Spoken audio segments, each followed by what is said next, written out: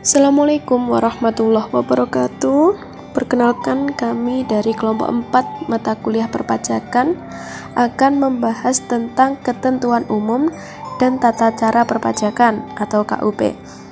Nah, kami terdiri dari 4 orang. Yang pertama ada Valentina Arifta Widya Putri, yang kedua ada Umi Sofia, yang ketiga ada Nur Erina Oktavia, dan yang keempat ada Puguh Priyo Wibowo. Silahkan menyimak penjelasan dari kami. Materi yang pertama yaitu pemeriksaan. Pemeriksaan merupakan serangkaian kegiatan menghimpun dan mengolah data ataupun keterangan yang dilaksanakan secara objektif dan profesional berdasarkan standar pemeriksaan untuk menguji kepatuhan pemenuhan kewajiban perpajakan ataupun untuk tujuan lain dalam rangka melaksanakan ketentuan peraturan perundang-undangan perpajakan. Selanjutnya yaitu sasaran pemeriksaan. Yang pertama yaitu mencari adanya interpretasi undang-undang yang tidak benar. Yang kedua yaitu kesalahan hitung. Yang ketiga yaitu penggelapan secara khusus dari penghasilan.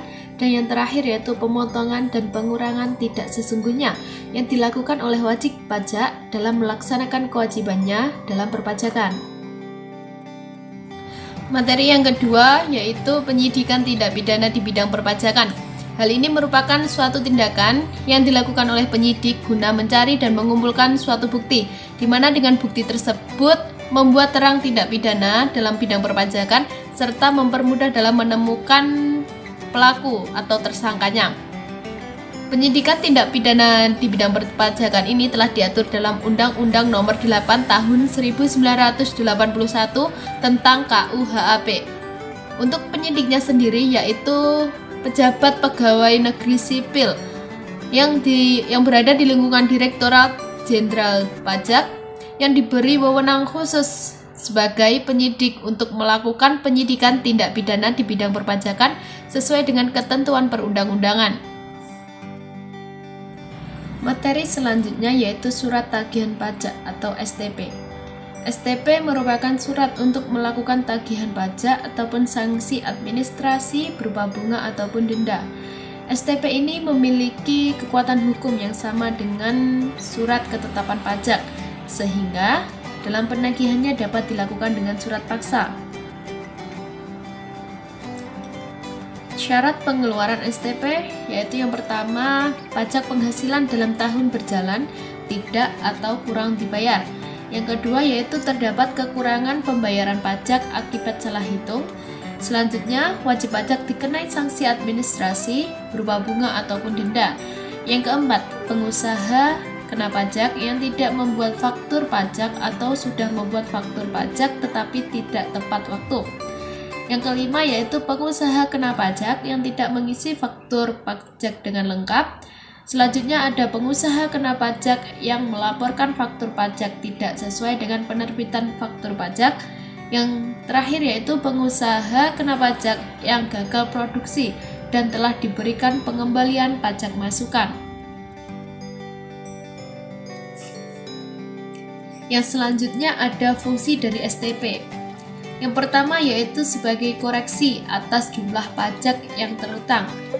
Selanjutnya adalah sarana mengenakan sanksi administrasi, dan yang terakhir yaitu alat untuk menagih pajak. Materi selanjutnya yaitu surat ketetapan pajak. Surat ketetapan pajak ini merupakan surat ketetapan yang meliputi surat ketetapan pajak kurang bayar, surat ketetapan pajak kurang bayar tambahan, dan surat ketetapan pajak lebih bayar. Nah, untuk surat ketetapan pajak kurang bayar merupakan surat ketetapan pajak yang menentukan besarnya jumlah pokok pajak, jumlah kredit pajak, jumlah kekurangan pembayaran pokok pajak, besarnya sanksi administrasi, dan jumlah pajak yang masih harus dibayar. Dan untuk surat ketetapan pajak kurang bayar tambahan merupakan surat ketetapan pajak yang menentukan tambahan atas jumlah pajak yang telah ditetapkan. Penerbitan surat ini ditentukan data baru yang mengakibatkan penambahan jumlah pajak yang terutang setelah dilakukan tindakan pemeriksaan dalam rangka penerbitan surat ketetapan pajak kurang bayar tambahan. Dan yang terakhir ada surat ketetapan pajak lebih bayar.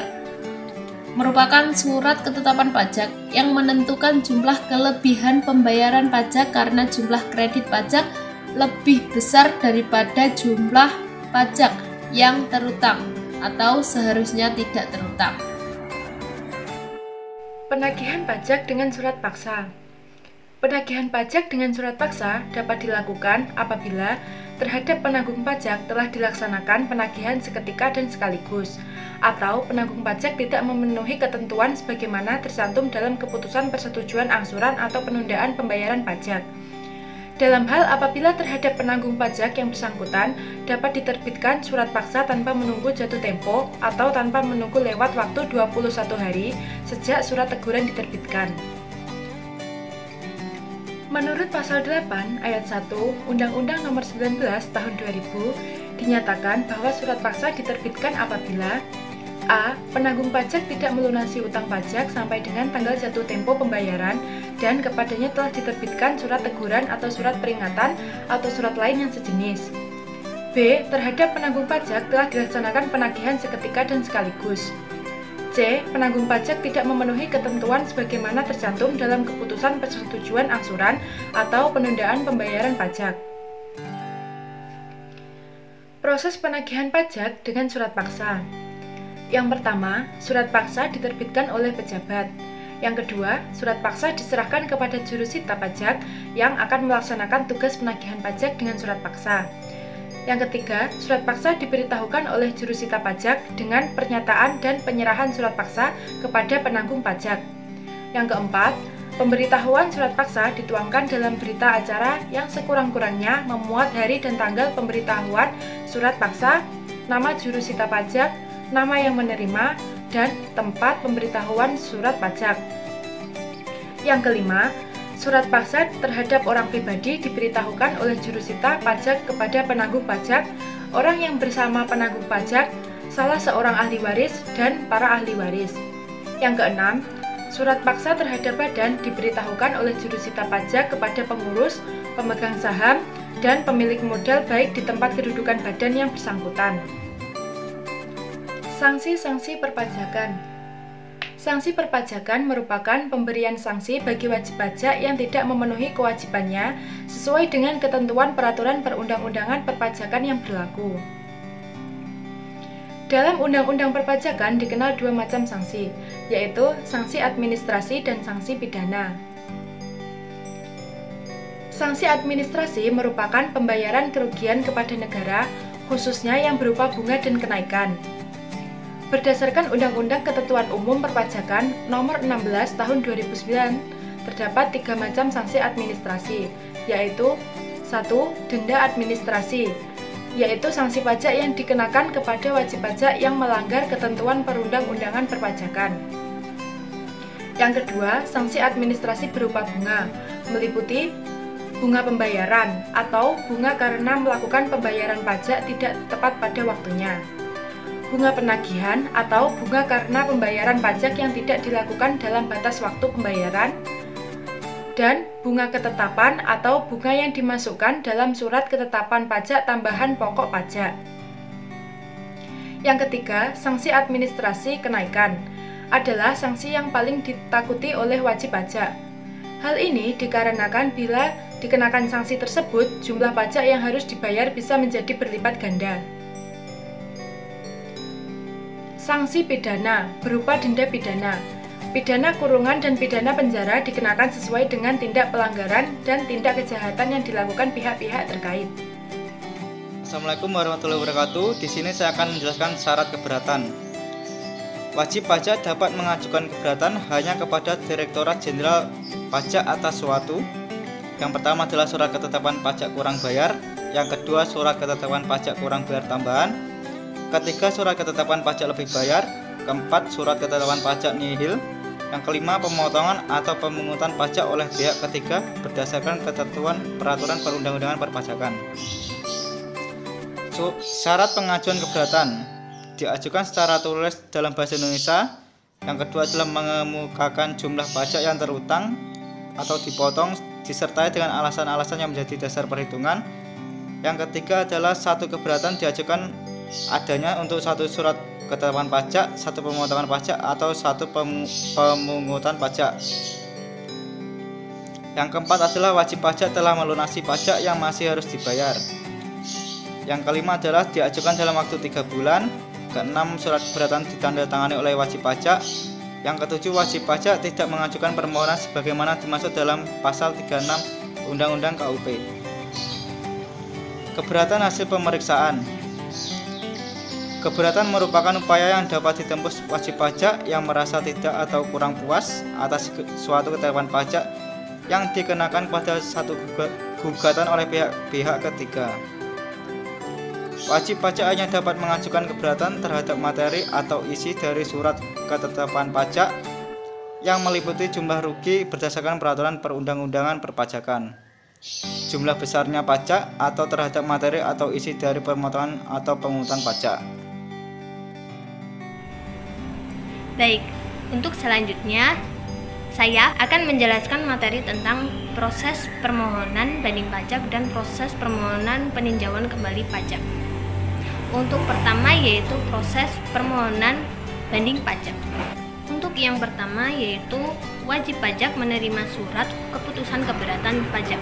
Yang kedua, apabila wajib pajak tidak setuju terhadap surat keputusan keberatan pajak, maka dapat mengajukan surat permohonan banding pajak.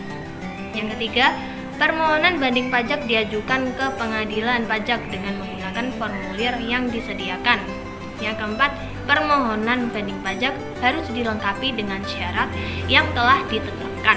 Yang kelima, surat permohonan banding pajak dibuat menggunakan kertas dan jenis huruf yang ditentukan. Yang keenam, surat permohonan dapat disampaikan secara langsung atau dikirim melalui ekspedisi. Yang ketujuh, proses persidangan dilakukan di pengadilan pajak dengan dipimpin oleh majelis hakim pajak. Untuk yang terakhir yaitu proses permohonan peninjauan kembali pajak. Yang pertama yaitu wajib pajak menerima surat keputusan banding pajak dari pengadilan pajak. Yang kedua, apabila wajib pajak tidak setuju maka dapat mengajukan surat permohonan peninjauan kembali. Yang ketiga, permohonan peninjauan kembali diajukan ke Mahkamah Agung melalui pengadilan pajak. Yang keempat, permohonan peninjauan kembali harus dilengkapi dengan syarat yang ditetapkan. Yang kelima, sebelum menyampaikan surat permohonan peninjauan kembali, maka pemohon harus melunasi biaya perkara yang ditentukan. Yang keenam, berkas permohonan yang lengkap diajukan ke Mahkamah Agung. Demikian penjelasan dari kami. Jangan lupa like dan komennya. Wallahul muwaffiq ila aqwamit thoriq. Wassalamualaikum warahmatullahi wabarakatuh.